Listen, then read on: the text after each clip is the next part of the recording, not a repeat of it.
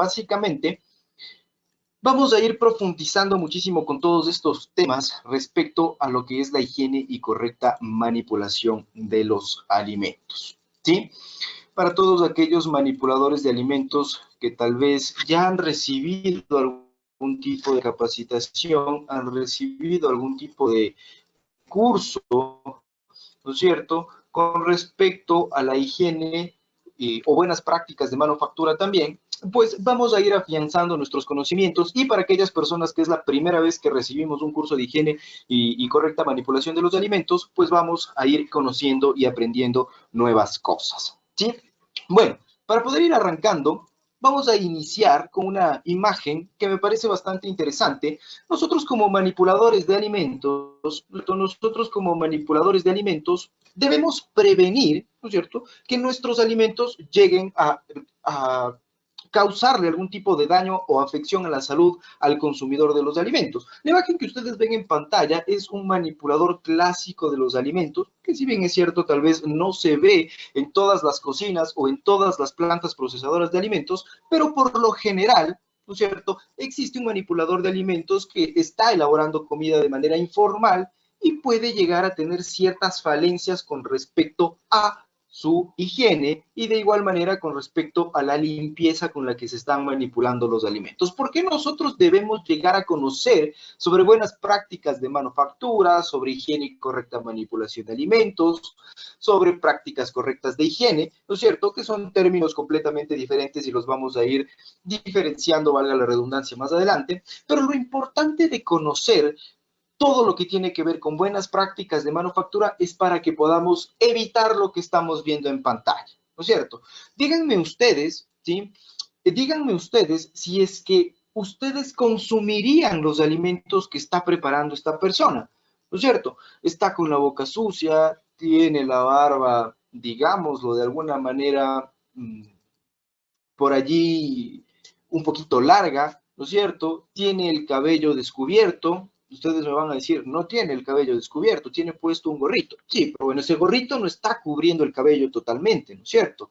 Podemos ver que este señor tiene ciertas zonas de su cabello que se encuentran descubiertas, ¿no es cierto?, como las que podemos ver en este momento les estoy señalando. Las manos están sucias, tiene partes de su cuerpo descubiertas que no son correctos. ¿No es cierto? No es correcto que nosotros manipulemos alimentos con partes de nuestro cuerpo descubiertas. Si es que, pues, vamos a tener contacto directo con los alimentos, debemos estar protegidos, debemos estar limpios y debemos tomar en cuenta que esta protección y esta limpieza que nosotros debemos mantener debe reflejarse en toda la cadena de producción o de elaboración de los alimentos, ¿sí? Entonces, vamos a recapitular. ¿Por qué debemos conocer las buenas prácticas de manufactura? Para evitar lo que estamos viendo en pantalla, ¿no es cierto? Los alimentos, cuando llegan a tener contacto con superficies que están sucias o el manipulador de alimentos está manipulando estos productos de forma inadecuada, de forma insalubre, como se puede llegar a conocer también, pues podemos llegar a tener muchísimas complicaciones, y justamente por eso en este curso vamos a ir diferenciando y vamos a reconocer los distintos tipos de contaminantes que pueden llegar a existir en los alimentos, ¿sí? Dentro de los contaminantes que pueden llegar a existir en los alimentos, tenemos contaminantes de tres tipos. Los contaminantes de tipo físico, que si es que vamos haciendo una relación con la imagen que estábamos viendo hace un momentito, ¿sí?, es importantísimo que nosotros podamos ir aplicando estas buenas prácticas de manufactura para poder evitar que contaminantes físicos como aretes, cabellos, plásticos, madera, botones, uñas, costras, pedacitos de esmalte, ¿no es cierto?, cualquier partícula física que se pueda ver, ¿sí?, que se pueda percibir en el alimento, nos va a llegar a causar algún tipo de daño. Tal vez una de estas partículas nos puede llegar a ser más grave que otra, eso sí, pero en general el manipulador de alimentos debe evitar que estas partículas sólidas lleguen a los alimentos. ¿Cómo podemos evitar que un cabello se presente en nuestros alimentos? ¿No es cierto? Poniéndonos la copia, vamos a evitar que los cabellos puedan llegar a los alimentos, cubriendo la barba, ¿no es cierto?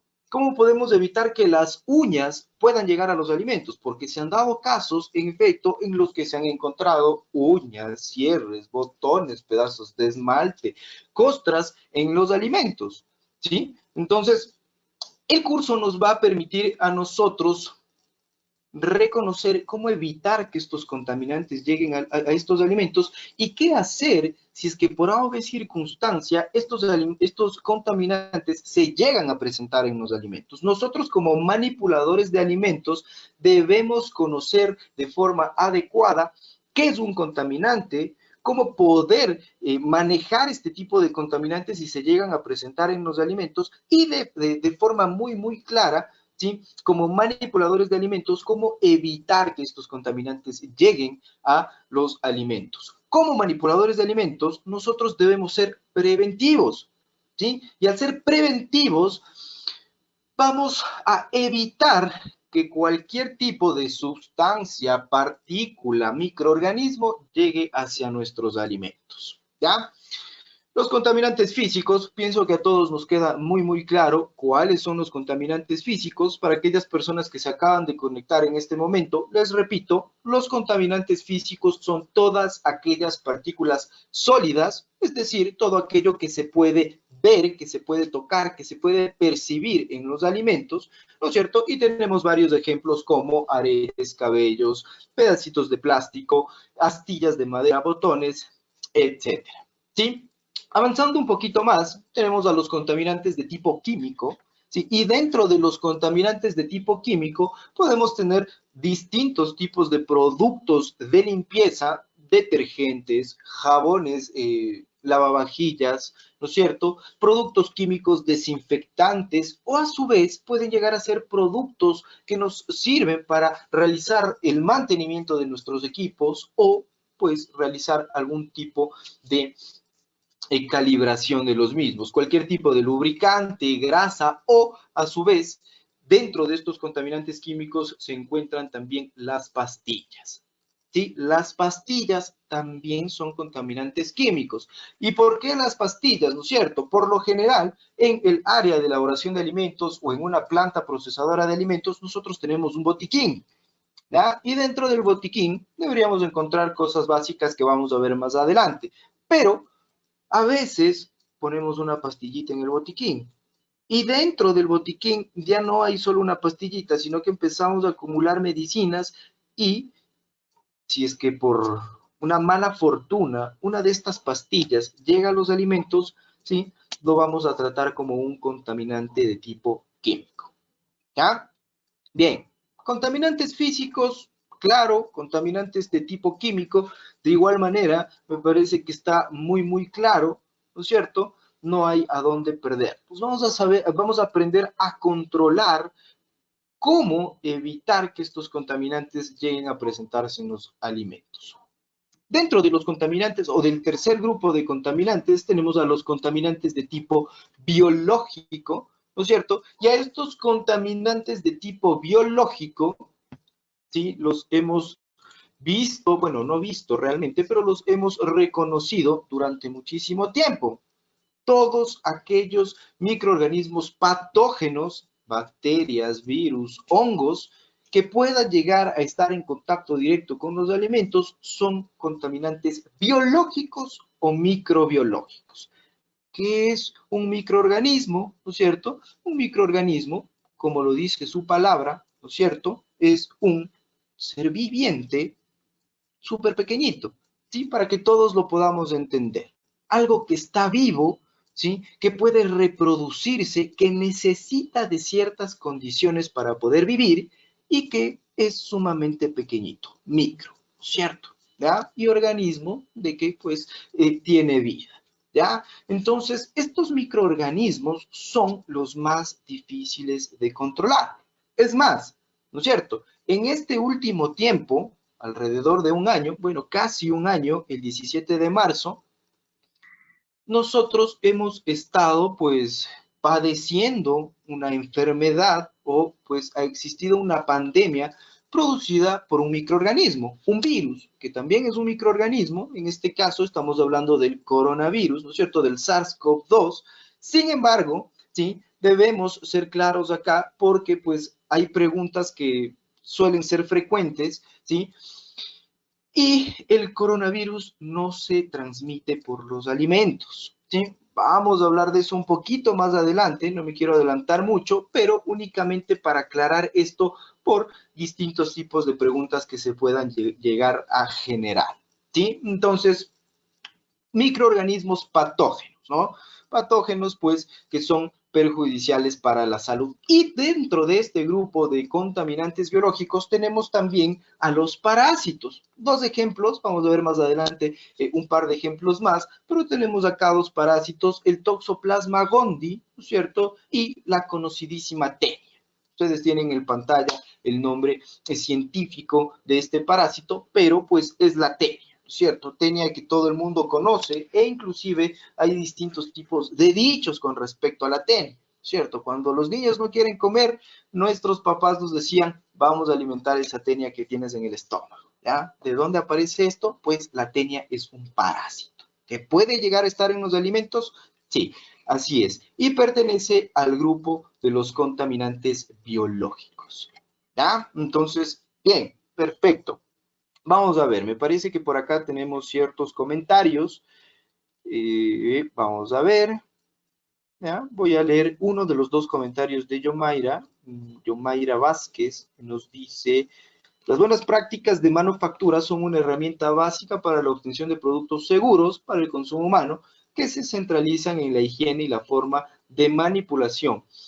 Contribuyen al aseguramiento de una producción de alimentos seguros, saludables e inocuos para el consumo humano. Excelente. Vamos a ver al finalizar los temas del día de hoy qué es la inocuidad y qué son los alimentos inocuos, ¿sí? Para poder aclarar estos términos que son muy importantes. Muchísimas gracias a Yomaira por su participación. ¿Ya? Nuria nos dice, cuando los utensilios están mal lavados, ¿qué tipo de contaminante se puede presentar? Bueno, básicamente, Nuria, dentro de lo que son los utensilios, o hablando de los utensilios, podríamos tener dos tipos de contaminantes. Si es que nosotros lavamos mal los utensilios, refiriéndonos a que, se me ocurre en este momento, por poner un ejemplo, utilizamos demasiado lavavajillas líquido, ¿ya? Utilizamos en demasiada cantidad este producto químico, pues, y no lo enjuagamos de forma adecuada, pueden quedar trazas o pueden quedar residuos de este producto químico y se puede llegar a considerar un contaminante de tipo químico, ¿ya? Y de igual manera, si es que no lavamos bien los utensilios, es decir, estuvieron en contacto, se me ocurre, con el suelo y nosotros no los volvimos a lavar, no los volvimos a desinfectar, pueden tener un contaminante biológico, ¿ya? Entonces puede entrar por allí, si es que nosotros no lavamos bien los utensilios, podrían presentarse cualquiera de estos dos tipos de contaminantes. Puede ser químico o a su vez puede llegar a ser un contaminante de tipo biológico, ¿ya? Entonces, me confirma, Nuria, por favor, si es que todo está claro. Algo que me olvidé decirles dentro de la introducción de, antes de iniciar el curso, ¿sí? Es que no quiero que el curso sea un monólogo, ¿sí? No quiero que pase hablando yo estos 5 días que nos quedan por recibir información respecto a la correcta higiene y manipulación de los alimentos, sino que todos vayamos participando. En este momento nos encontramos conectados casi 100 personas, ¿no es cierto? Entonces pienso que la opinión de todos es muy importante, ¿ya? Vamos por allí a ir aprendiendo y de igual manera, por favor, gestionando, todas sus participaciones van a ser calificadas. Vamos a ir registrando sus participaciones voluntarias, ¿sí? Entonces, por favor, para que lo puedan tomar en cuenta, ¿ya? Con todo gusto, Nuria, estamos para poder servir, ¿ya? Perfecto. Tenemos a continuación ciertos ejemplos, ciertas imágenes, por si acaso, si es que no pueden ver con claridad las imágenes, en sus pantallas ¿sí? Tienen en la parte derecha de las pantallas, si es que están en el computador, en la parte derecha un más y un menos. Con el más se va a hacer más grande la imagen y con el menos la van a hacer más pequeñita, ¿ya? Entonces, esto es importante. Dentro de las imágenes que podemos ver, para los contaminantes de tipo físico, tenemos dos ejemplos súper claritos, ¿no es cierto? En la parte izquierda tenemos un proceso de deshidratación de ciertos vegetales, y también hay por acá cáscaras de naranja, que es lo que se puede ver allí, ¿sí? Que es una fruta, ¿no es cierto? Pero el problema como tal no es el proceso de deshidratación, es una deshidratación natural, como ustedes pueden ver, ¿cierto? Se está pegando la luz del sol y se están deshidratando. No hay ningún problema con eso. El problema realmente es la superficie que tiene contacto con este tipo de alimentos. La madera no es recomendable dentro de un área de manipulación de alimentos, ¿sí? Debemos evitar por completo el uso de madera. ¿Por qué? Como ustedes ven en la imagen, ¿no es cierto? Esta madera tiene varias grietas. Grietas en donde se empieza a acumular una gran cantidad de microorganismos. Como ustedes pueden ver, está negro ya, ¿no? Es por la acumulación de microorganismos que existe. Y de igual manera, estas grietas pueden generar una contaminación, no solo biológica, sino también de tipo física. Las astillas que nacen o que salen de estas grietas, ¿sí? Pueden llegar al producto que nosotros vamos a empacar o vamos a preparar, ¿ya? Entonces, este es un ejemplo clarísimo. Y otro ejemplo, muchísimo más claro, ¿sí? Es la imagen que ustedes ven en la parte derecha, ¿no es cierto? Esta es una imagen que desafortunadamente la captamos, ¿no es cierto? Y como ustedes pueden ver, es un plato servido, ¿no es cierto? Estamos hablando ya dentro de la elaboración como tal de un alimento. Es un plato de arroz servido que tiene o que contiene un clavo, ¿sí? Un clavo que puede llegar a ser muy peligroso para la salud. Y es aquí en donde nosotros vamos a diferenciar los contaminantes de los peligros, ¿ya? Los contaminantes tenemos de tres tipos, los que acabamos de mencionar, físicos, químicos y biológicos, y los peligros parten de allí mismo, ¿sí? También podemos tener peligros físicos, químicos y biológicos. La única diferencia, ¿no es cierto? Es que la única diferencia es que un contaminante se convierte en un peligro dependiendo de qué tan grave pueda llegar a ser si es que un ser humano o si es que el consumidor pues llega a ingerir este contaminante. Para ponerles un ejemplo mucho más claro, no es lo mismo hablando solamente de contaminantes físicos, ¿sí? No es lo mismo que yo me encuentre un cabello en el plato de arroz a que yo me encuentre este clavo, ¿no es cierto? Si es que yo me como el cabello, no me di cuenta que estaba el cabello en el plato de arroz, y yo me como el cabello, no me voy a morir, ¿no es cierto? Tal vez, bueno, pues tal vez, solamente tal vez, podamos llegar a tener un ligero dolor de estómago, ¿ya? Pero más allá de eso, no. Pero si es que yo ingiero o me paso este clavo, podemos tener más complicaciones, ¿no es cierto? Tal vez se me pueda perforar un órgano interno, pueda tener llagas, se me ocurre en este momento, ¿ya?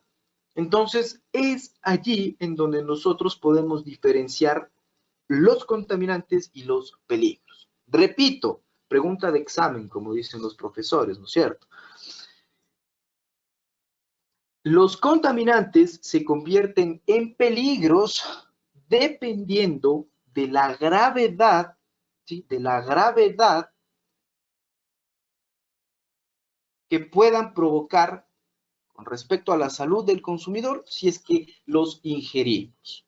¿Ya? Vamos a ir aclarando esto un poquito más adelante, pero es importante que lo vayan teniendo claro desde ahorita. ¿Ya? Entonces, acá el otro ejemplo, el clavo mezclado en el plato de arroz. Vamos a la siguiente imagen, la que se encuentra en la parte central inferior, pero ya vamos a hablar de un contaminante de tipo químico. ¿Sí? La imagen que ustedes ven, la tomé yo, si yo tomé esta fotografía, y es una bombona, es una olla, para que todos entiendan, es una olla, por favor, para que no se olviden, mis estimados participantes, de mutear sus micrófonos, ¿sí? Para no tener ningún tipo de interrupción, ¿ya? Bien, les mencionaba, esta imagen, esta tercera imagen que nosotros podemos ver en pantalla, ¿sí? Es una olla de cobre, ¿sí? Que se utilizaba en un establecimiento para preparar un tipo de alimento, ¿ya? A esta olla de cobre la lavaron con jabón lavavajillas en pasta. Acá en el Ecuador, ¿sí? Para todas aquellas personas que están acá en el Ecuador y para aquellas personas que están fuera del Ecuador, ¿sí? El jabón lava es un lavavajillas en pasta, ¿sí? Es un jabón lavavajillas en pasta, ¿ya? Entonces, importantísimo, ¿sí? Reconocer que cuando se capturó esta fotografía, ¿sí? El momento en el que se iba a producir, se percataron de que había esta como cocha, ¿cierto? Esta acumulación de agua, ¿sí? Esta acumulación de agua en la base de la olla, ¿ya? Acumulación que, como ustedes pueden ver, es de un color verdoso, medio plomo, y que realmente, si es que un alimento llega a estar en contacto con una solución de esa naturaleza, pues realmente vamos a tener una contaminación química que puede llegar a afectar a la salud de los consumidores de forma impresionante, ¿no es cierto? Entonces, dentro de la olla, pues encontraron esta acumulación de agua y pues fue porque no se lavó bien la olla, porque no se retiró por completo este jabón lavavajillas en pasta y quedaron trazas, quedaron residuos que reaccionaron con cierta cantidad de agua que quedó en la olla y con el cobre también. ¿Sí? No nos vamos a meter por completo a la parte química, pero es importante que podamos tener la idea clara. ¿Ya? Entonces esto es importante y lo debemos tomar en cuenta. ¿Cómo? ¿Cómo nosotros evitar que llegue a suceder esto? Pues básicamente, primero, evitar el uso de jabón lavavajillas en pasta. Lo adecuado es utilizar jabón lavavajillas líquido, ¿ya? Líquido. El jabón lavavajillas líquido, es mucho más sencillo de retirar de la superficie de la vajilla, ¿no es cierto? De cualquiera que sea esta, ¿sí? Y pues vamos a evitar por completo cualquier tipo de contaminación, ¿ya? Entonces, este es un claro ejemplo de contaminación química, ¿ya? Entonces, cualquier tema similar a este, ya sabemos por qué tipo de contaminación estamos pasando y de igual manera ya podemos saber si es que se puede o no convertir en un peligro nuestro contaminante, ¿ya? Bien, a ver, por acá Stephanie Carvajal, a ver, vamos a ver. Vamos a responder ciertas consultitas que nos han llegado. Mónica Guadalupe, muy buenas noches, nos dice, si añado un aditivo en demasía en un alimento, puede ser una contaminación química, ¿sí? En efecto, puede llegar a ser una contaminación química, pero acá ya estamos dirigiéndonos a otro lugar, ¿sí? Los aditivos alimentarios, ¿sí? Los aditivos alimentarios no actúan como tal como un contaminante. Los aditivos alimentarios se consideran como sustancias que llegan a causar hipersensibilidad al consumidor, ¿sí? Y se las trata de la misma manera que un alérgeno alimentario, ¿ya? No se considera como tal una contaminación química, no es lo mismo, ¿no es cierto? Ahora, dependiendo del aditivo alimentario también podemos estar hablando. Existe una gama infinita de aditivos alimentarios. Voy a poner a consideración dos, un colorante y un conservante, ¿ya? Voy a hablar del amarillo número 5 como colorante, que es la tartrazina, y voy a hablar del ácido cítrico como conservante, ¿ya? El ácido cítrico, ¿sí? al encontrarse en contacto con el producto y al ser un producto químico, valga la redundancia, sí se puede llegar a considerar un contaminante químico. El colorante no viene a ser un contaminante químico, ¿ya? Se lo trata de una forma completamente diferente, ¿ya? Eso es importante a considerar, ¿ya? Vamos más adelante. Stephanie Carvajal nos decía si es que el cabello es un peligro físico o es algo estético. El cabello es un peligro, no es un peligro como tal, es un contaminante físico, ¿no? ¿Sí? Eh, Peligro, como lo mencioné, ¿sí? Ya va a otro nivel que es cuando el contaminante, ¿sí? Me puede llegar a causar una afección grave a la salud o me puede llegar a causar la muerte. Eso es un peligro, pero el cabello es un contaminante físico, ¿ya? Bien, básicamente, con respecto a lo que menciona Mónica Guadalupe, no existe algo estético dentro de los alimentos, ¿sí? Si hablamos de algo estético dentro de los alimentos, podríamos estarnos refiriendo a como tal al servido del plato, al armado o al emplatado de un alimento.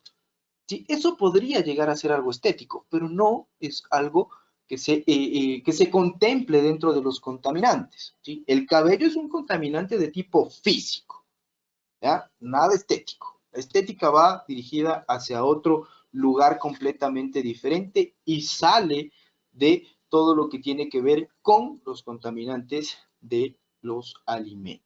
Sí, eso es importante a considerar. La estética va completamente más allá.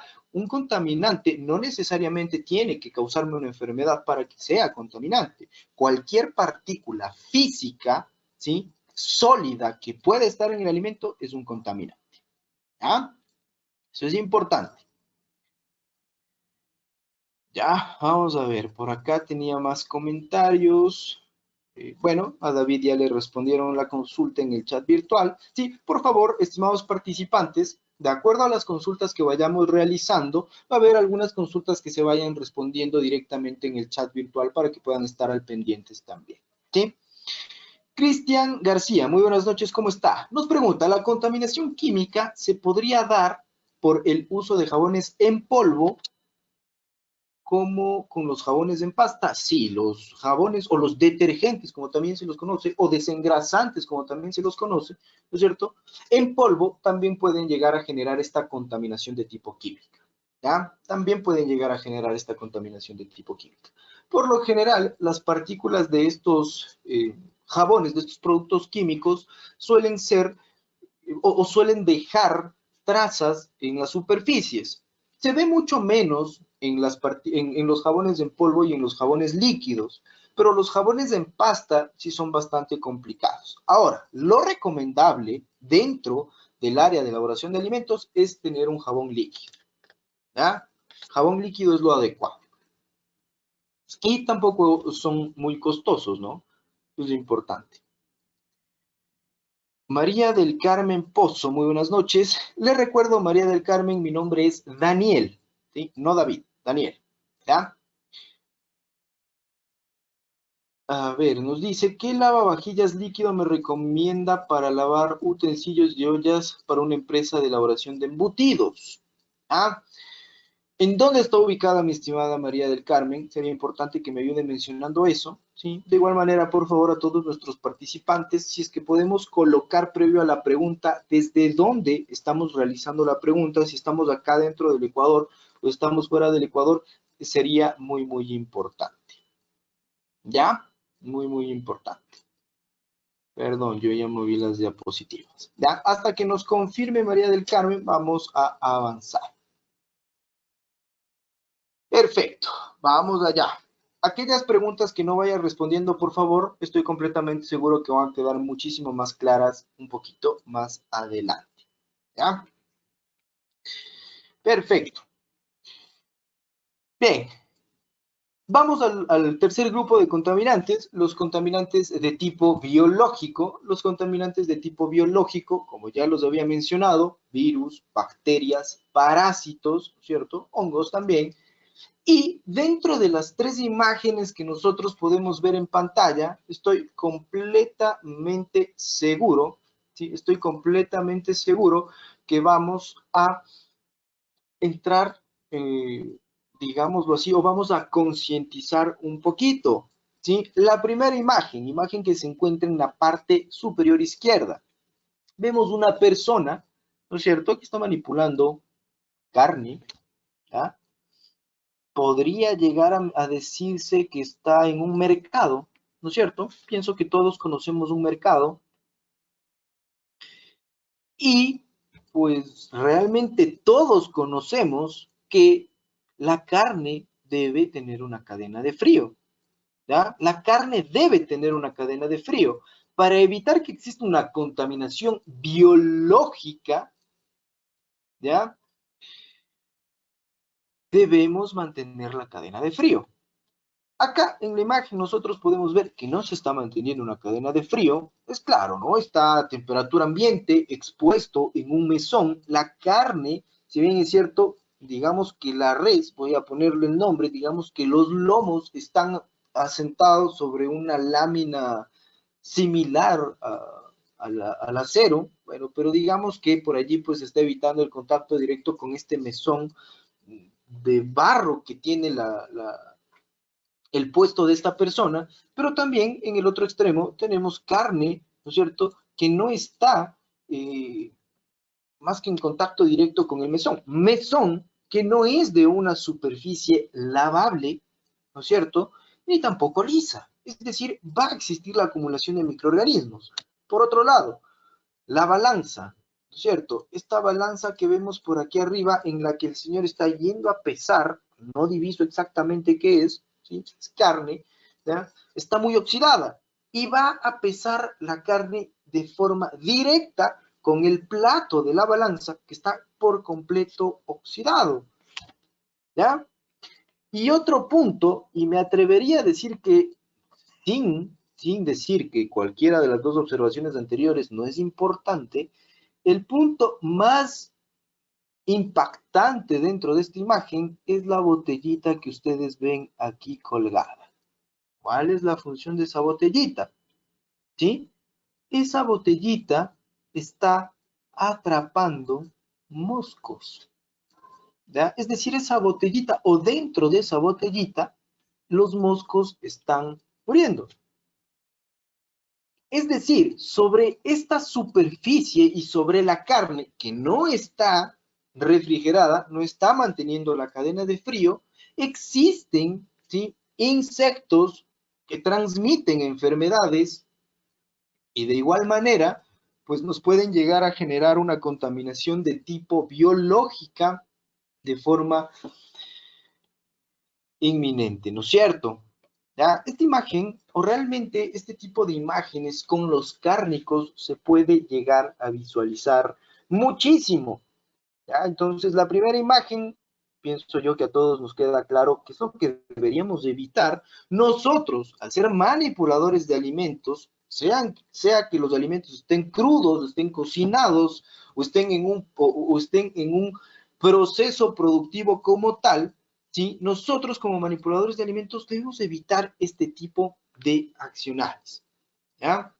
Nos vamos a la imagen que se encuentra al lado, perdón, nos vamos a la imagen que se encuentra al lado, y esta es mucho más impactante todavía, ¿no es cierto? Carne de cerdo, ¿no es cierto?, que está siendo transportada sobre el techo de un vehículo cubiertas, bueno, digamos lo que así que medianamente cubierta la carne con un plástico de color negro, ¿ya?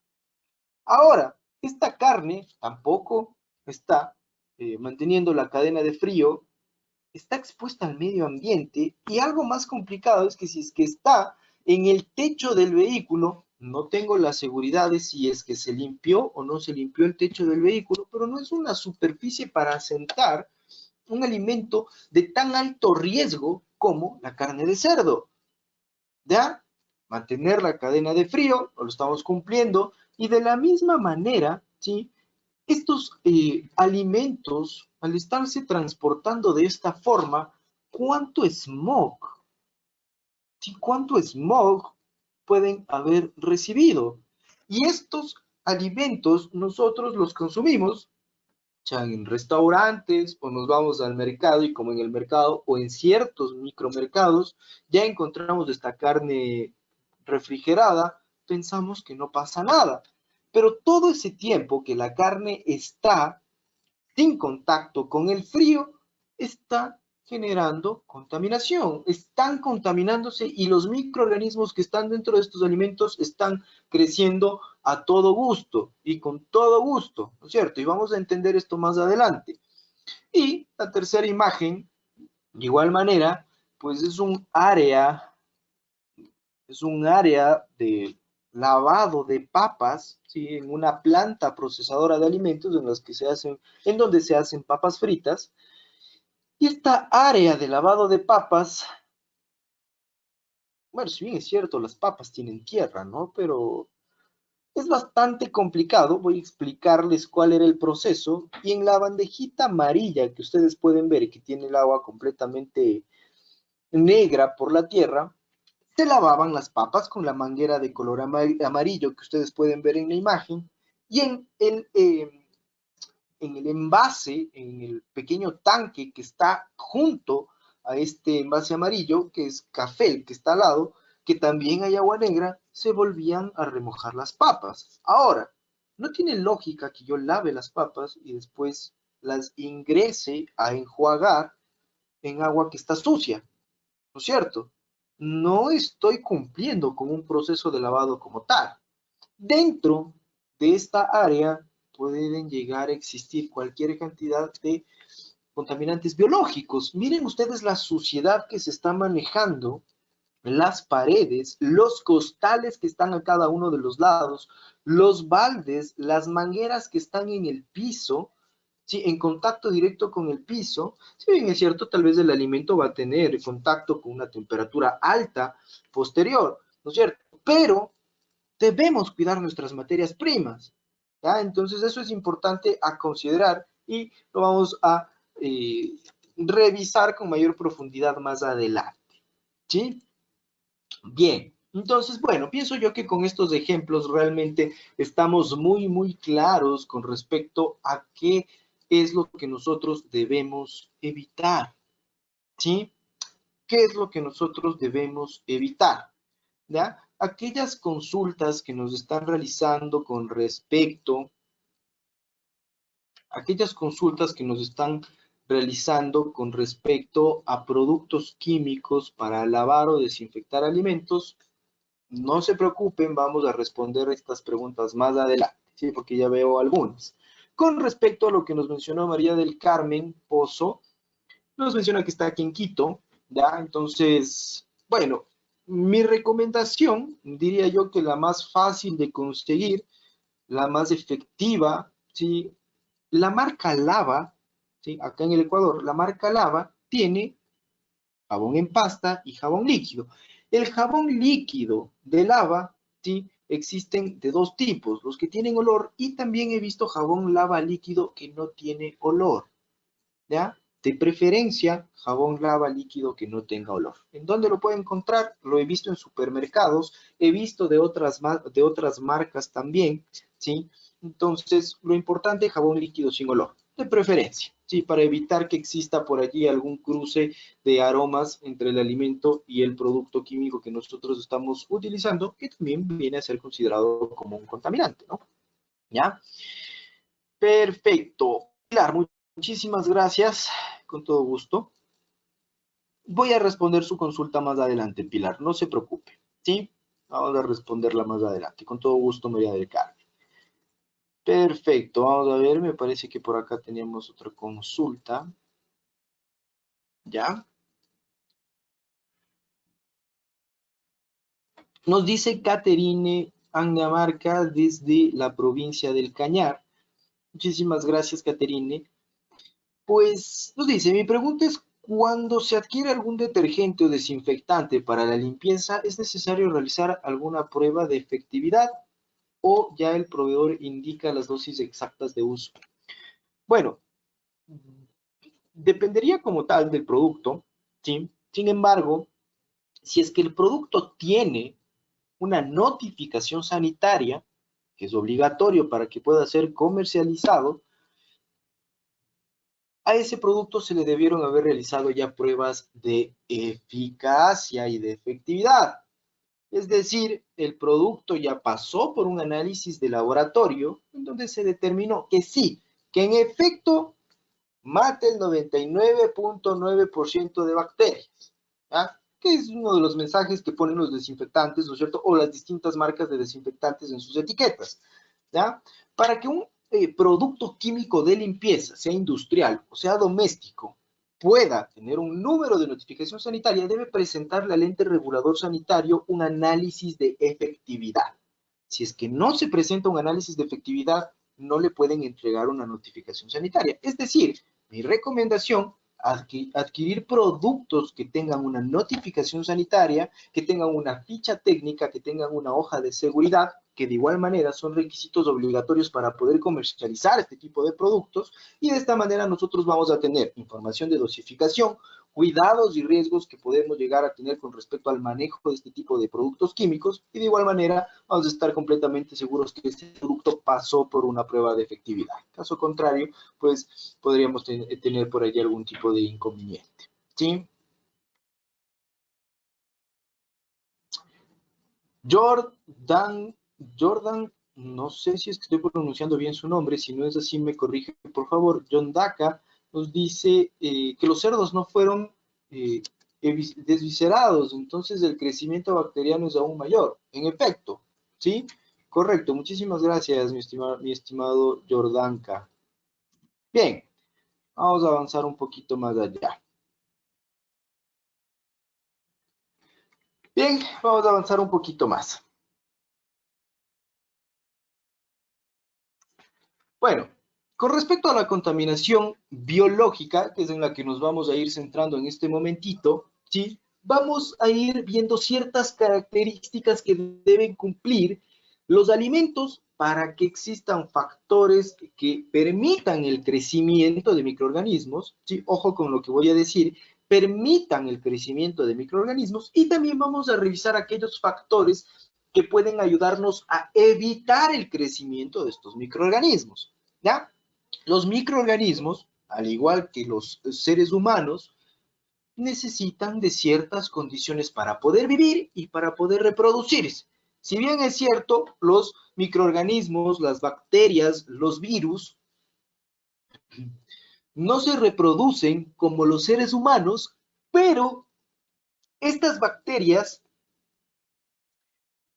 necesitan de condiciones adecuadas para poder empezar a reproducirse. No hay un sexo masculino y un sexo femenino como tal, ¿no es cierto?, en los microorganismos. No, básicamente ellos empiezan a reproducirse de forma exponencial, empiezan a dividirse, y es la forma en la que ellos se reproducen, ¿ya?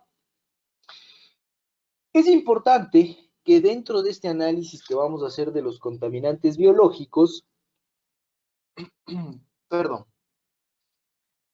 es importante que dentro de este análisis que nosotros vamos a realizar en este momento, vamos a tomar en cuenta las dos áreas. El área en la que las condiciones, perdón, en las que los microorganismos se van a reproducir con muchísima facilidad, ¿sí? Como por ejemplo la temperatura, y la otra que es aquellas condiciones y factores que nos van a permitir evitar por completo la reproducción de estos microorganismos, que es lo que les había mencionado, ¿ya? Entonces, dentro de los factores que llegan a favorecer el crecimiento de los microorganismos, tenemos como primer punto los nutrientes, ¿sí? Todos los alimentos que tienen un alto contenido de nutrientes, todos aquellos alimentos que tienen un alto contenido de nutrientes, proteínas, grasas, minerales, azúcares, ¿sí? Pues realmente son blanco fácil para los microorganismos, sea cual sea este microorganismo, ¿sí? Cualquier alimento que tenga un alto contenido de nutrientes va a ser un blanco fácil para la reproducción de los alimentos. Alimentos como la leche, ¿no es cierto?, la carne y todos sus derivados son alimentos de alto riesgo. Alimentos que al tener o al contener una alta cantidad de nutrientes pues son más propensos a contraer una contaminación biológica. ¿Qué es lo que pasa si es que nosotros dejamos la leche en el mesón de la cocina a temperatura ambiente durante una semana entera? ¿No es cierto? Y el sol le empieza a pegar a la leche. Y después de la semana nosotros queremos tomarnos la leche. No vamos a poder, ¿no es cierto? Porque la leche va a estar cortada, va a estar agria o simplemente ya no va a ser apta para el consumo humano, ¿ya? Entonces es importante que nosotros podamos reconocer los alimentos que están dentro de los grupos de riesgo alto, de riesgo medio y de riesgo bajo. ¿Cómo se categorizan los alimentos de esta manera? Vamos a verlo a continuación. Primero, nutrientes. Todos aquellos alimentos con un alto contenido de nutrientes son propensos a contraer una contaminación biológica.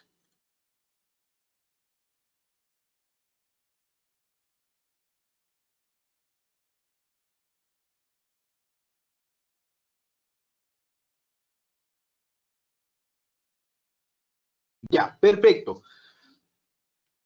El segundo factor, el agua, ¿no es cierto? Todos aquellos alimentos que contienen o que mantienen o que tienen un alto contenido de agua en su composición, pues van a ser propensos también a tener o van a tener muchísima más facilidad para contraer una contaminación biológica. Dentro de lo que estamos hablando, este contenido de agua se lo conoce con esta expresión que es la actividad de agua, ¿no es cierto? Porque los alimentos tienen agua libre, agua ligada, tienen humedad, ¿no es cierto? Pero el agua disponible para que existan reacciones de reproducción microbiológica es la actividad de agua. Entonces, aquellos alimentos que tengan un alto contenido de actividad de agua, ¿sí?, van a ser muchísimo más propensos a contraer una contaminación biológica. ¿Cómo podemos evitar esto? Pues básicamente un método de conservación muy utilizado, ¿sí?, desde hace muchísimo tiempo, la deshidratación. ¿Cuál es el objetivo de la deshidratación? Extraer, ¿no es cierto?, del alimento la mayor cantidad de agua posible. Estamos hablando de todos los tipos de agua que están dentro del alimento y de esta manera podemos conservar y prolongar el tiempo de vida útil del alimento. ¿Sí? Entonces esto es importante.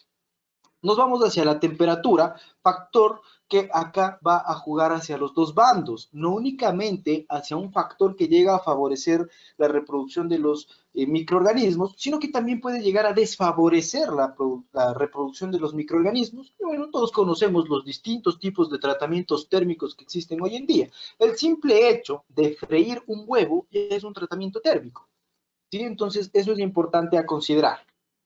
Dentro de lo que es la temperatura, los microorganismos tienen un rango de temperatura que se lo conoce como la zona de peligro, que es la imagen que ustedes pueden ver en la parte izquierda de su pantalla, ¿cierto? La zona de peligro va entre los 5 grados Celsius y los 60 grados Celsius o grados centígrados, ¿ya? Entonces, entre los 5 y los 60 grados centígrados es la zona de riesgo, la zona roja, porque los microorganismos a esta temperatura van a tener toda la facilidad para empezar a reproducirse, para empezar a proliferarse y nos va a generar muchísimas complicaciones posterior, ¿no es cierto?, cuando tengamos que consumir el alimento. Es por eso que cuando el alimento se encuentra a temperatura ambiente, ¿no es cierto?, temperatura ambiente, dependiendo del lugar y de la zona en la que nos encontremos, ¿no es cierto?, geográficamente hablando. Por ejemplo, vamos a hablar de la ciudad de Quito, Ecuador, ¿cierto? Acá, en un día normal, podemos llegar hasta los 23, 24 grados centígrados, 25 también, pero más allá de eso es muy poco frecuente. Estamos dentro de la zona de riesgo. Entonces, si es que dejamos un alimento a temperatura ambiente y es un alimento de alto riesgo, básicamente no vamos a tener cómo quejarnos, ¿cierto? Y de igual manera, sí, aplica para las distintas zonas geográficas dependiendo de la temperatura. En la costa ecuatoriana, vamos a hablar de la ciudad de Guayaquil, temperaturas de entre los 30, 32, 35 grados centígrados, ¿no es cierto? El día más frío, digamos que llegan a los 26, 27, igual están dentro de la zona de riesgo, ¿ya? Y es allí en donde entra algo muy adecuado para poder hacerles una referencia a ustedes. Y esto, pues, va de la mano y va encaminado a lo que es los tratamientos térmicos, todos aquellos tratamientos térmicos en los que el alimento supere una temperatura de los 60 grados centígrados, de los 70 grados centígrados, nos va a ayudar a reducir la carga microbiana en el alimento. Y de igual manera, si es que nosotros nos vamos hacia el otro extremo y tenemos ambientes, ¿sí?, o factores de conservación inferiores a los 5 grados centígrados, de igual manera vamos a, bueno, no vamos a eliminar como tal los microorganismos como con altas temperaturas, pero a temperaturas de refrigeración, a temperaturas de congelación, los microorganismos no van a poder reproducirse, ¿sí? ¿Qué es lo que hace un ser humano cuando tiene frío? ¿No es cierto? Si es que nosotros tenemos muchísimo frío, tratamos de no movernos. En algunos casos empezamos a temblar, ¿no es cierto? Pero es de forma inconsciente, ¿ya? Pero, por lo general, el ser humano cuando tiene frío trata de no moverse, de quedarse quietito, ¿sí? Para, pues, calentarse, ¿ya? Los microorganismos funcionan de igual manera. El microorganismo, empieza a tener o a sentir temperaturas inferiores a los 5 grados centígrados y empieza a inhibirse su crecimiento, empieza a moverse un poquito más lento. Ya imagínense que los están metiendo en una cámara lenta. ¿Ya? Entonces, en este caso, el microorganismo no va a morir, pero sí se va a quedar quietito y no va a poder seguirse reproduciendo. ¿Ya? Eso es importante. Bien, vamos hacia el cuarto factor, que es el oxígeno. Y bueno, pues acá no vamos a ahondar mucho para todas aquellas personas que tienen un poquito más de conocimiento técnico, ¿sí? No vamos a ahondar como tal en toda la gama y la clasificación de microorganismos que existen, ¿ya? Vamos a nombrar los dos más básicos, que son los microorganismos aeróbicos y los microorganismos anaeróbicos.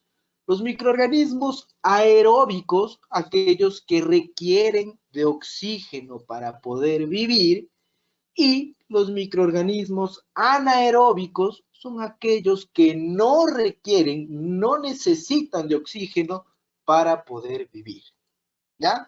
Entonces, un ejemplo súper claro acá.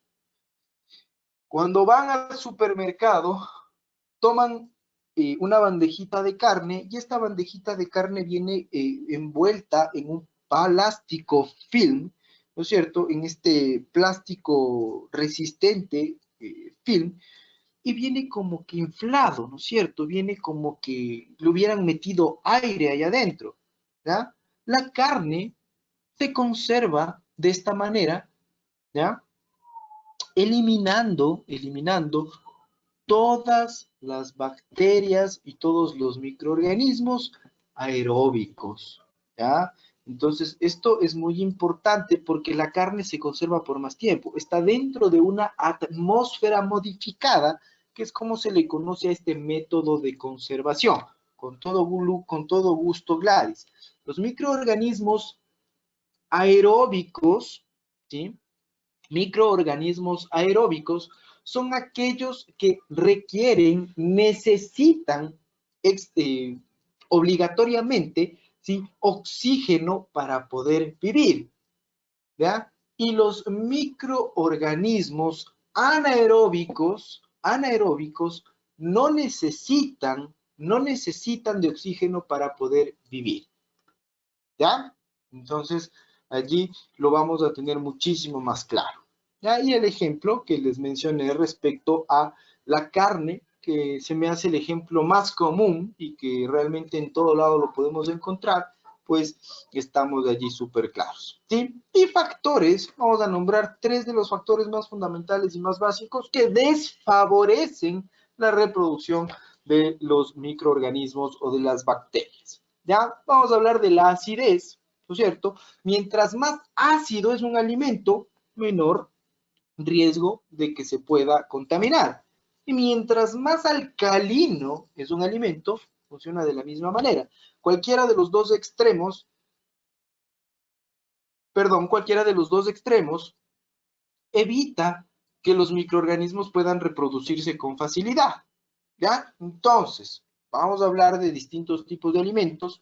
La acidez se mide en una regleta de 0 a 14, en donde el número 7, que está justo en la mitad, hace referencia a un pH neutro, ¿sí? Y el 0 a un pH ácido y el 14 a un pH alcalino, que es un pH, ¿ya? Porque la acidez se determina a través de este pH, ¿no es cierto? Que es básicamente el potencial hidrógeno, ¿ya?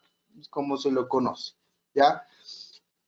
Más adelante vamos a hacer una referencia más profunda respecto a lo que les acabo de mencionar, ¿ya? Bien, entonces en la regleta que ustedes están viendo en pantalla, tienen distintos ejemplos, ¿no es cierto? Si nos vamos hacia el extremo ácido, la leche con un pH de alrededor de 6, el pan con un pH de alrededor de 5, la cerveza, no sé si es que a todos les gusta la cerveza, a mí no me gusta, eh, con un pH de 4, ¿sí? Es algo ácida ya. El limón que está llegando dentro de los alimentos, ¿no es cierto? Es uno de los más ácidos, está llegando a un pH entre 2,8 y 3, ¿ya? Y es por eso la breve explicación cuando ustedes han visto un limón podrido. Yo nunca realmente he visto un limón podrido.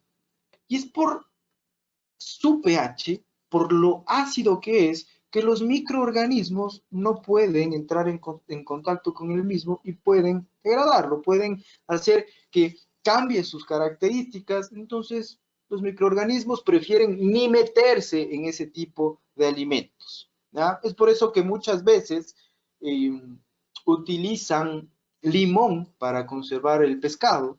Si bien es cierto, es uno de los tantos métodos que existen hoy en día, ¿no es cierto? Pero pues para hacer una referencia clara, ¿ya? Y un poquito más abajo, entre 1,5 y 2, tenemos a los jugos gástricos, ¿ya? Los jugos gástricos son muchísimo más ácidos.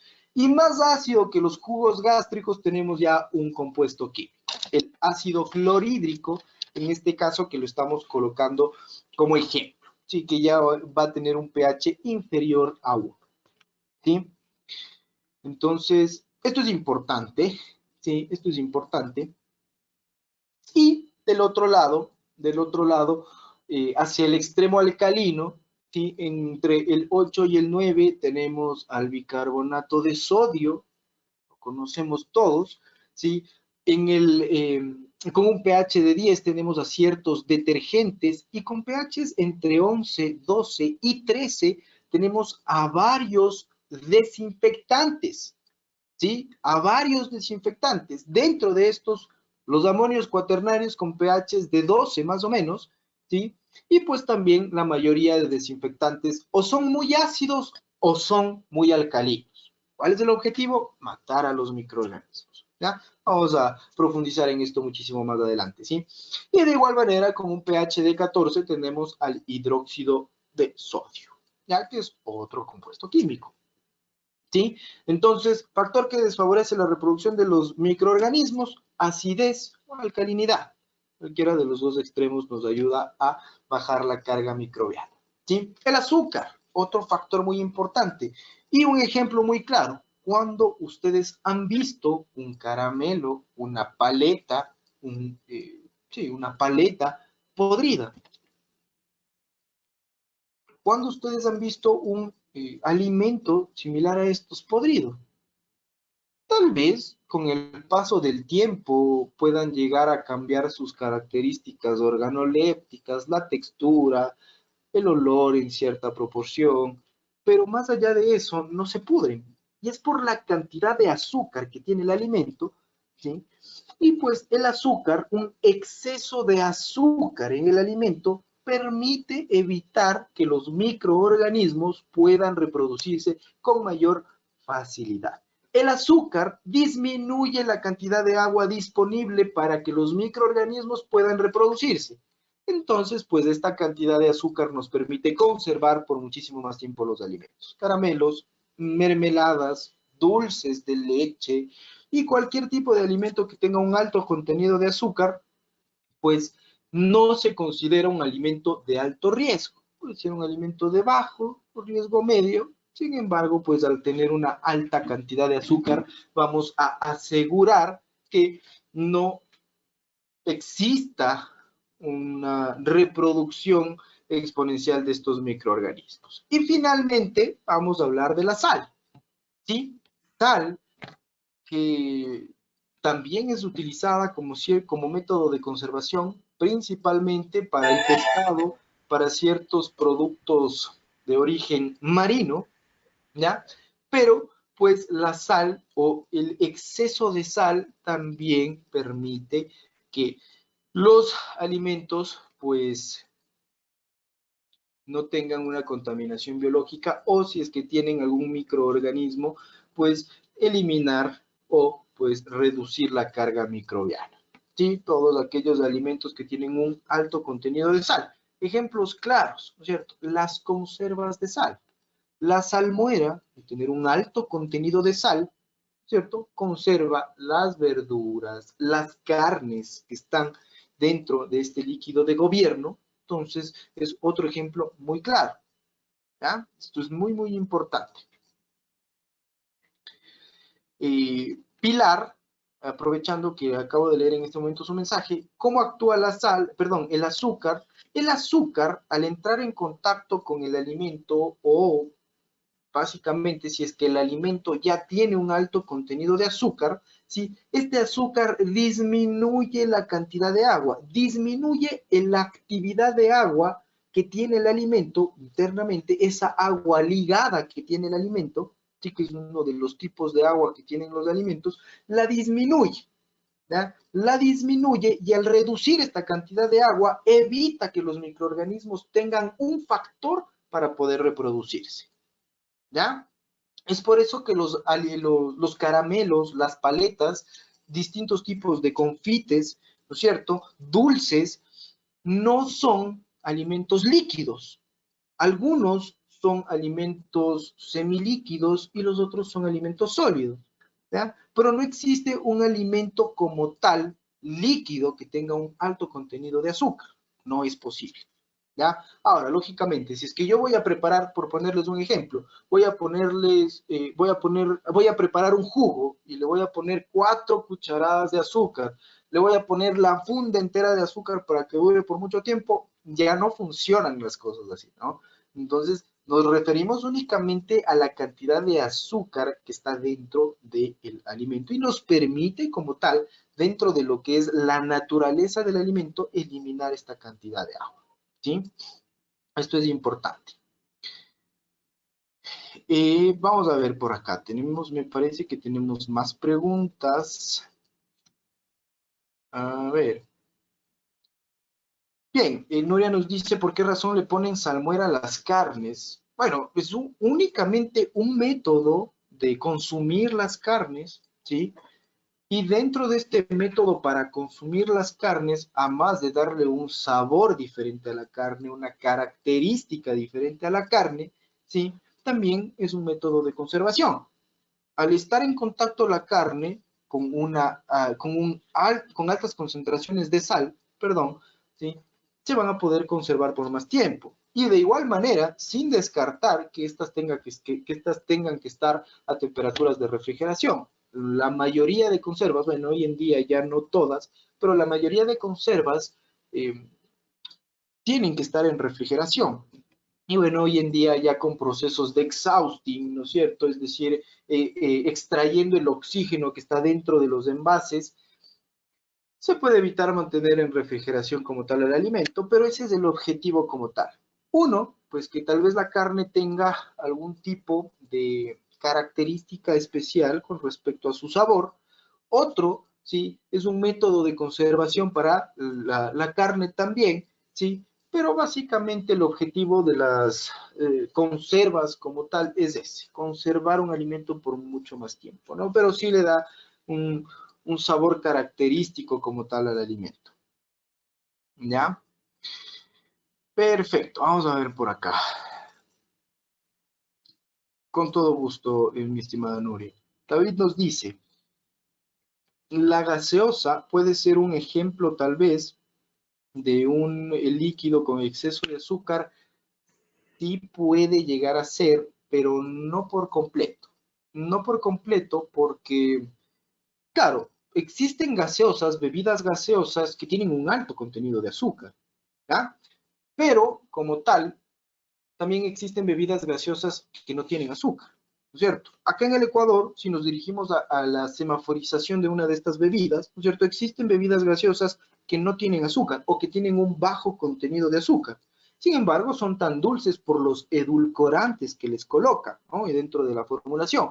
Como tal, a estas bebidas gaseosas lo que les ayuda a conservarse por muchísimo más tiempo es justamente eso, el gas, el dióxido, ¿no es cierto?, de carbono que está dentro del envase, que está contenido como tal en el líquido, es lo que le permite conservarse por más tiempo. ¿Ya? Este gas como tal, ¿sí?, evita que los microorganismos como tal puedan llegar a contaminar el alimento. Sin embargo, al ser un alimento que no tiene un alto contenido de nutrientes, que si bien es cierto es líquido, es un alimento líquido, tiene una gran parte de agua, un gran contenido de agua, este dióxido permite que la actividad de agua disponible para el crecimiento de microorganismos no sea la adecuada para que se puedan reproducir con facilidad, y pues intervienen allí otros factores como temas de envasado, el material de envase como tal,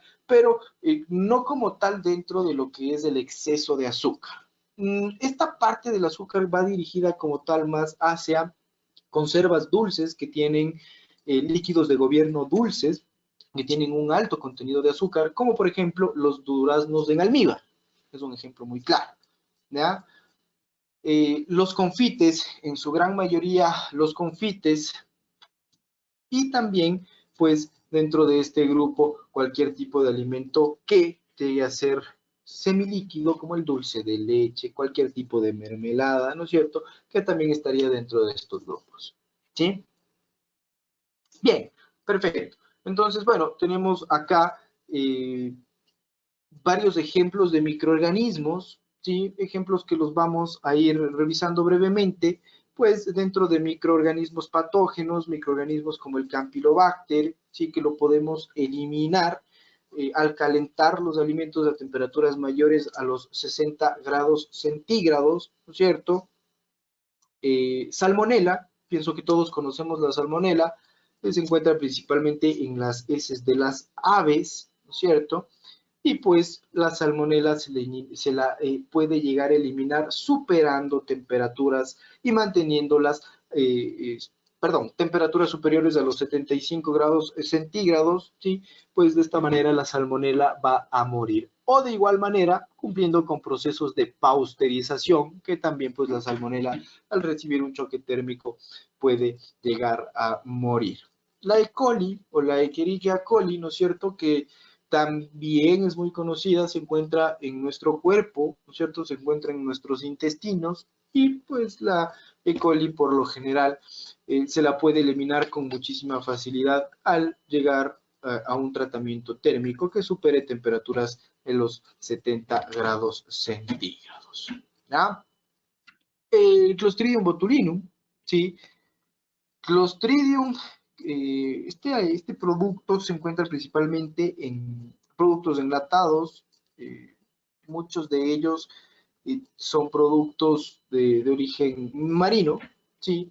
Pero básicamente con procesos térmicos o con tratamientos térmicos se puede llegar a eliminar estos microorganismos. O a su vez, ¿sí?, por el alimento como tal, dentro de este tipo de microorganismos, se pueden llegar a utilizar también tratamientos de radiación, ¿sí? Que también pues los deberíamos considerar dentro de este tipo de microorganismos. El Clostridium perfringens, ¿no es cierto?, que pues se encuentra principalmente en la carne, en las carnes rojas, y este tipo de microorganismos no se los puede eliminar con altas temperaturas, pero sí se puede mantener una baja carga microbiana o una aceptable carga microbiana, digámoslo así, ¿sí?, al mantenerlos en procesos de congelación. Y es por eso que la carne se conserva congelada o refrigerada, dependiendo de la carne y del proceso previo que haya tenido la carne, ¿no es cierto? La Listeria monocitógenes en procesos de pasteurización. La listeria, por lo general, se le encuentra con muchísima frecuencia en la leche, en ciertos jugos, es decir, en ciertas frutas, pero pues esta Listeria monocitógenes se utiliza muchísimo realmente en procesos de, perdón, se la puede eliminar con procesos de pasteurización, ¿sí? Entonces, eso es importante a considerarlo, ¿ya? A ver, vamos a ver las preguntas.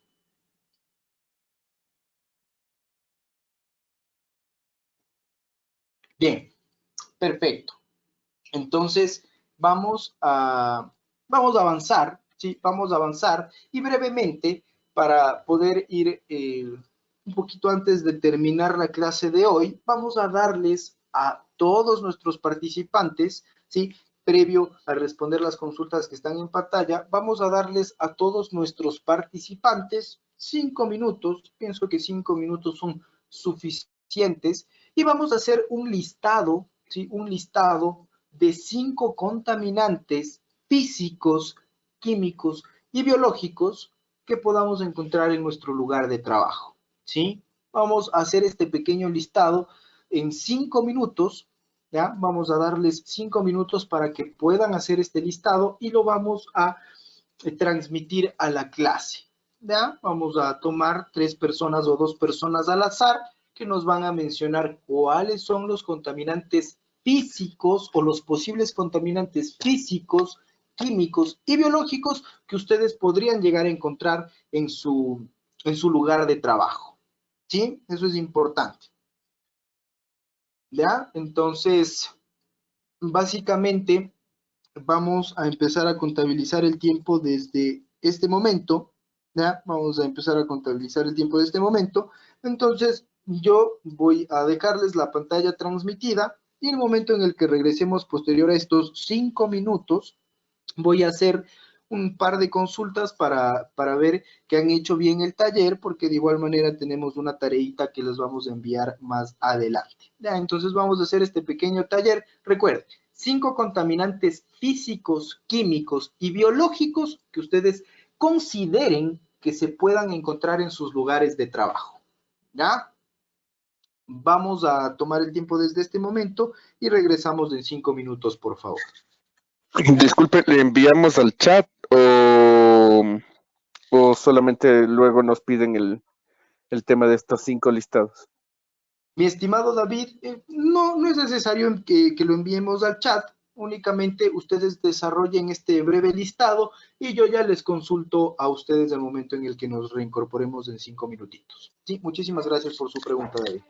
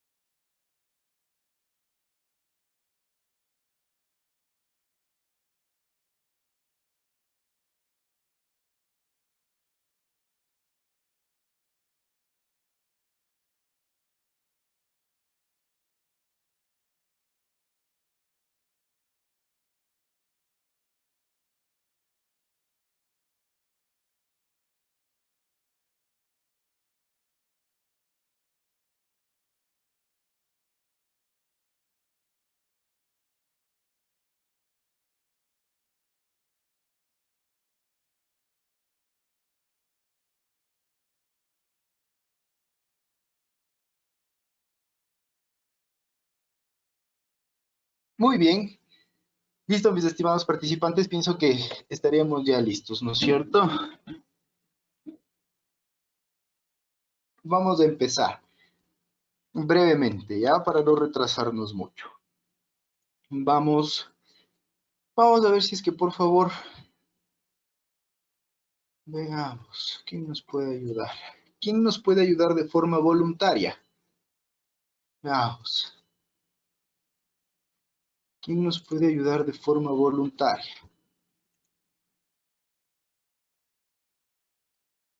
¿Ya? Si es que no participan de forma voluntaria y yo los escojo, no van a ganar puntos adicionales. ¿Sí? Eso únicamente. Perfecto. Nuria, le escucho. Le escucho a Nuria y de allí le escucho a Lisbeth Trejo, por favor. Le escucho, Nuria. Muchísimas gracias. Daniel, ¿cómo le va? ¿Sí me escucha? Sí, sí, correcto, mi estimada Nuria. En los contaminantes físicos encontraría madera y cabello, porque eso me encontrado. Con los químicos tenemos el detergente y también los productos que han sido mal lavados. Y en los nutrientes tenemos las bacterias y los hongos que están en las tablas de picar, porque como han estado se utilizan, no los lavan bien y se produce que una negras las tablas. Excelente. Muy bien.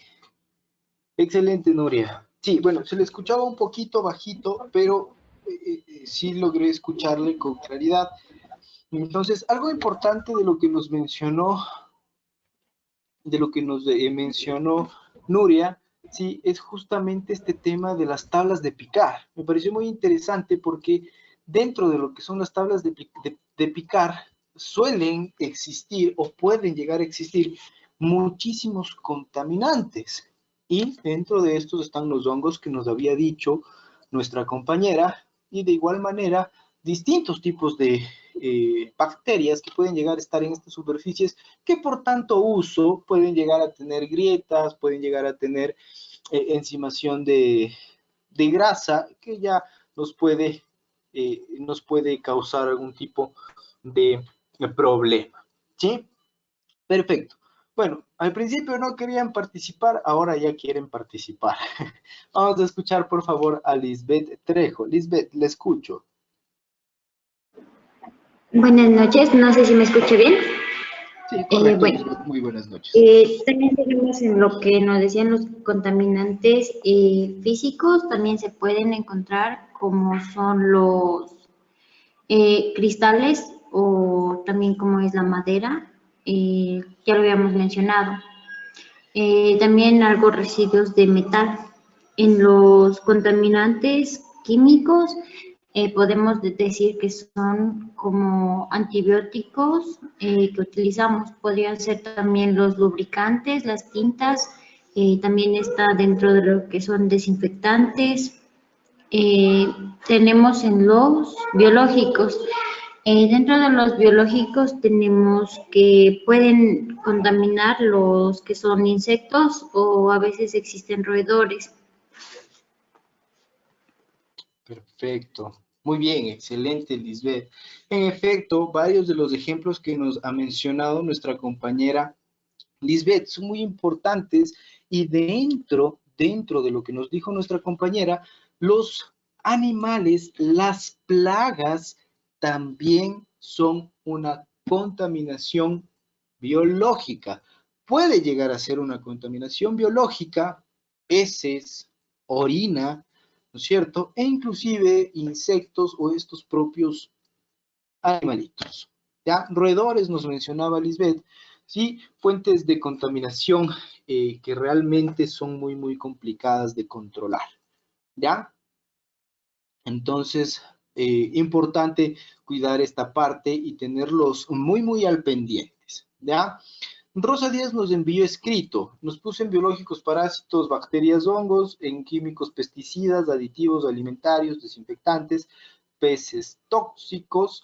Aquí importante, mi estimada Rosa, aditivos alimentarios, recuerde que depende del aditivo alimentario. Es decir, y yo, de forma personal, no les pondría los aditivos alimentarios dentro de los contaminantes químicos, porque al ser los aditivos alimentarios un grupo tan extenso, podría yo llegar ahí a confundir un poquito, ¿sí? Y dentro de los contaminantes físicos, vidrios, huesos o espinas de madera, aguja, piedras y plásticos. Perfecto, muy bien. Y bueno, pues tengo muchísimos yo acá. Entonces, de aquí vamos a partir, ¿no es cierto?, nuestros participantes para el hilo conductor el día de mañana. Entonces, por favor, Andrea, ¿sí? Para el hilo conductor de mañana vamos a colocar a Ana Belén Vela, Cristian García, Adriana Gabriela Palacios, y me falta uno. A ver, 1, 2, 3, 4. Tania Michelle Pachacama. Pachacama, perdón. ¿Ya? Tania Michelle Pachacama, y de allí ya tenemos el resto. Por favor, si es que me puedes ayudar, Andrea, todas las personas que quisieron participar de forma voluntaria para poder irlas haciendo participar más adelante. Ay, por acá nos dice Gladys que da recelo. No tengan recelo de participar.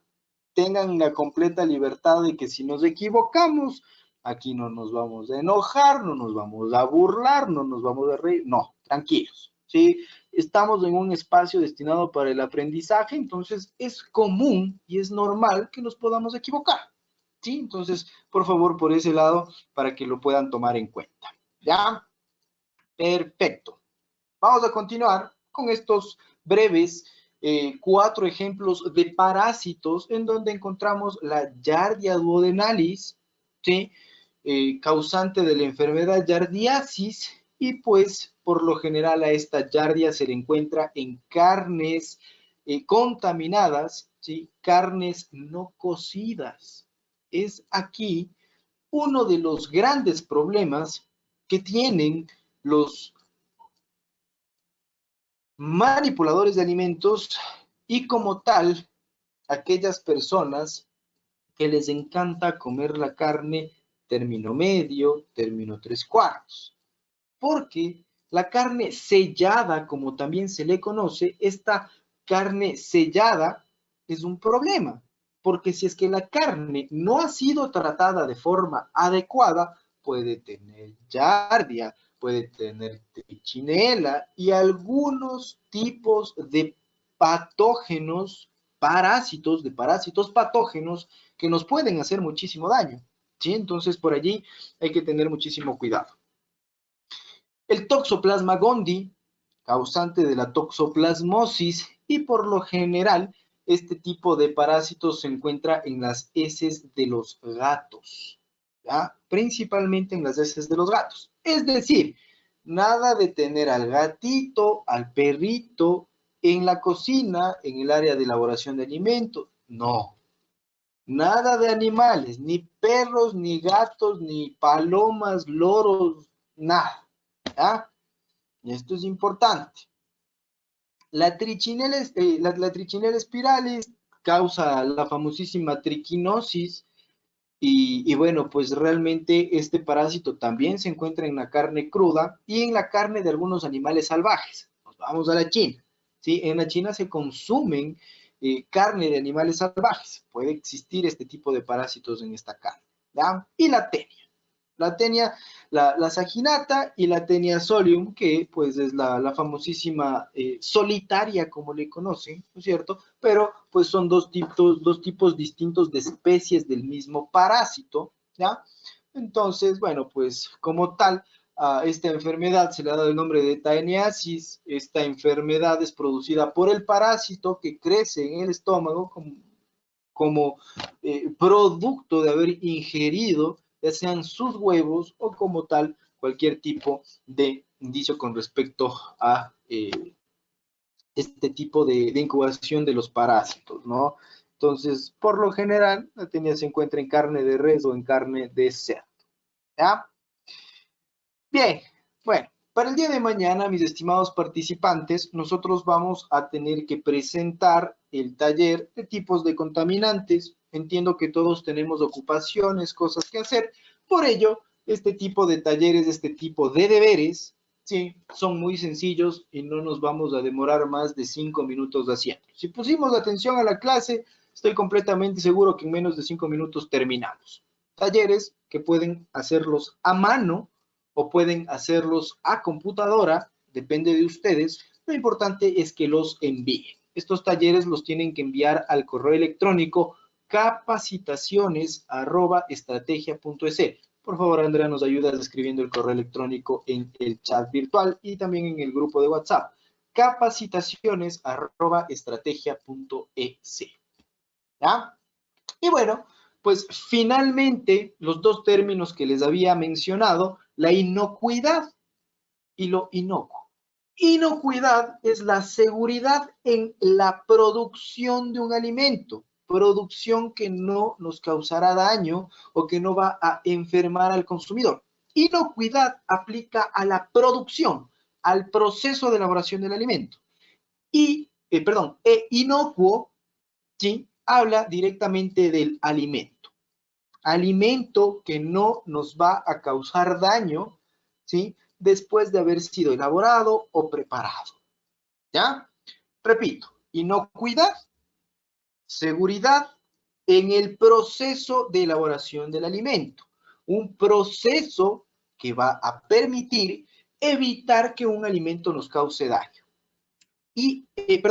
Inocuo, ¿sí?, un alimento seguro que no nos va a causar daño al momento de consumirlo. ¿Ya?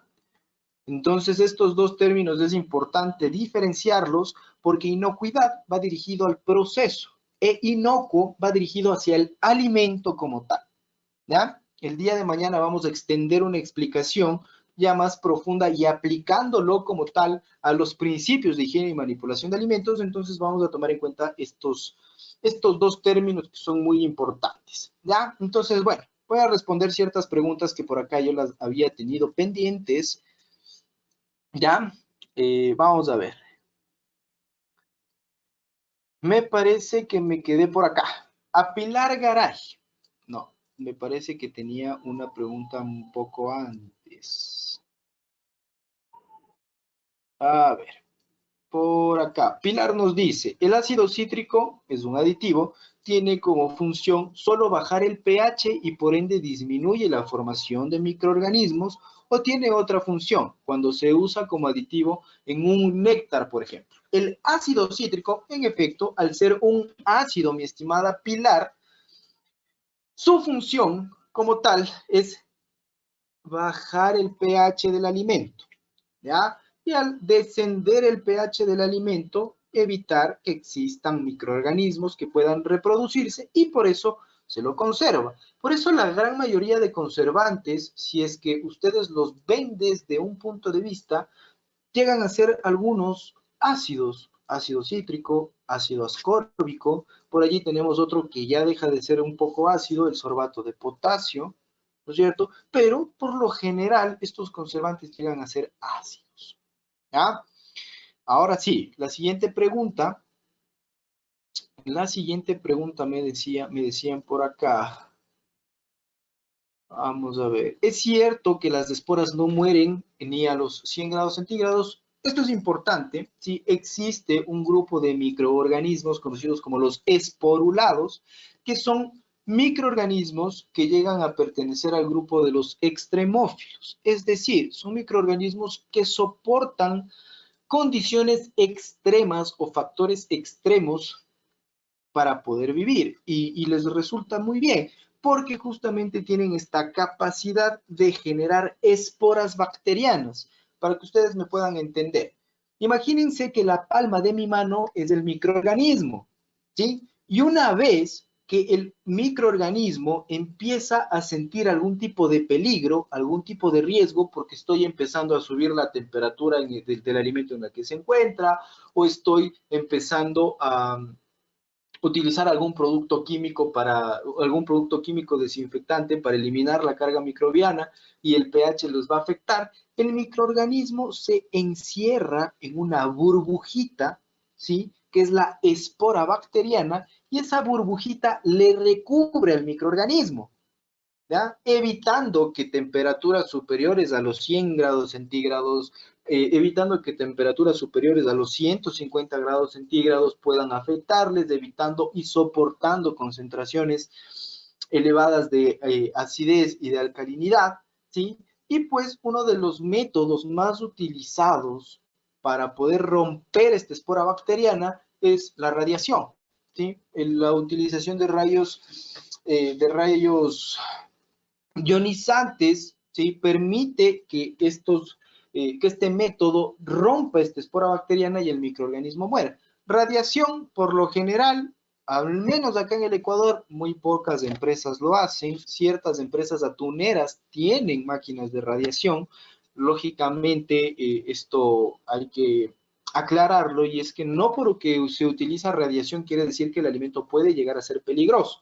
En cierta proporción, únicamente la radiación va a servir para eliminar este tipo de microorganismos, ¿sí? Que pueden llegar a estar en el alimento, ¿sí? Y pues otro de los métodos que he visto que en este último tiempo se ha utilizado, y pues porque la radiación o equipos de radiación realmente son muy caros. Aquí en el Ecuador conozco yo 3 empresas que tienen una máquina de radiación a nivel de todo el Ecuador, y una de estas, que no es una empresa, sino una universidad, ¿sí? Pues muchas veces presta la máquina para que ciertos productores de alimentos puedan llevar a cabo estos procesos, pero son máquinas muy caras, ¿sí? Y otro de los procesos que yo he visto también son los procesos de pasteurización UHT, que se ha demostrado que tienen cierta efectividad para eliminar las esporas bacterianas, porque en estos procesos se eleva la temperatura casi a los 200 grados Celsius, entonces ya hay una temperatura más elevada, y estos microorganismos, si bien es cierto, soportan altas temperaturas, pero no llegan a soportar los choques térmicos con altas temperaturas. ¿Ya? Entonces, por allí vamos teniendo otra respuesta, ¿ya? Bien, eso importante con respecto a lo que les acabo de mencionar. Vamos a ver por acá. María Parrales nos dice, en un producto enlatado contaminado con Clostridium botulinum, supongo que debe ser, ¿cuánto tiempo debe el producto estar en cuarentena?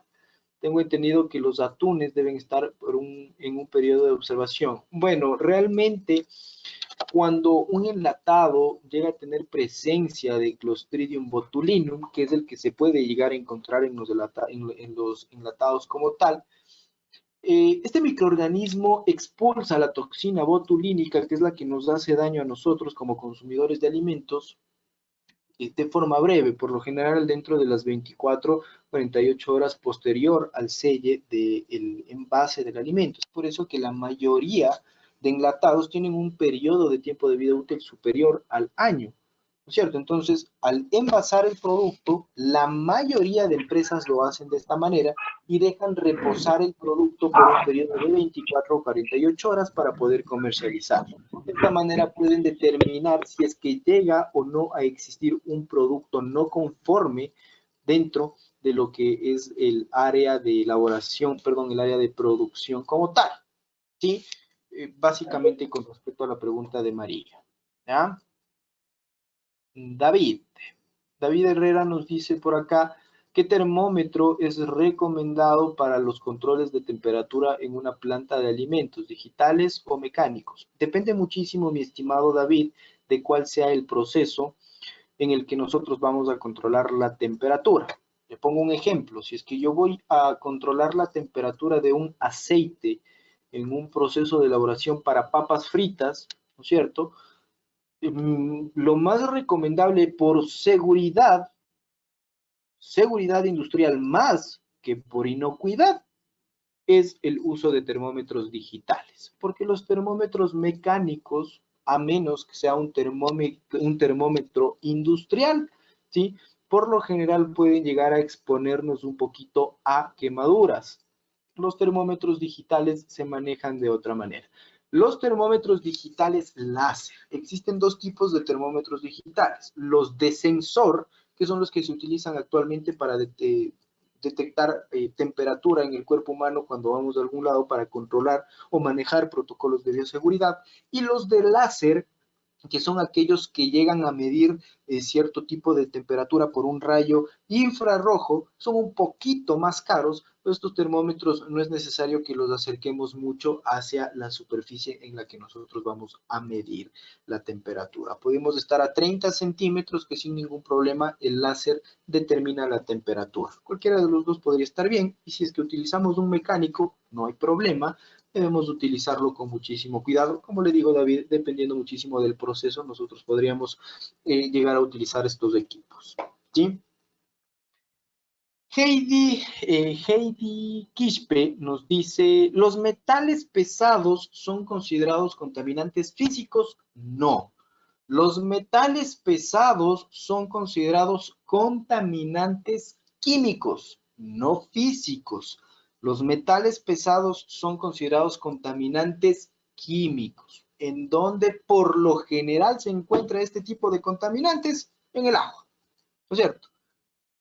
Bajo la normativa INE en 1108, acá en el Ecuador, que es la normativa aplicable para el agua potable, ¿no es cierto? La norma INE en 1108, pues los metales pesados son un parámetro químico a evaluar. Entonces, básicamente, metales pesados, por lo general, se hace referencia al agua y son contaminantes de tipo químico, no físico, solamente de tipo químico.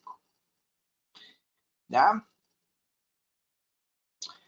Perfecto. Agradecer a todos ustedes, estimados participantes, por su conexión. Vamos a estar gustosos de seguirnos reuniendo todas las noches acá durante 5 días para poder proseguir con el curso. Recordarles, por favor, ¿sí?, que se conecten unos 10 o 5 minutitos antes de las 7 de la noche para poder empezar puntuales. ¿Ya? Eso es importante. Les agradezco muchísimo, que tengan todos una excelente noche.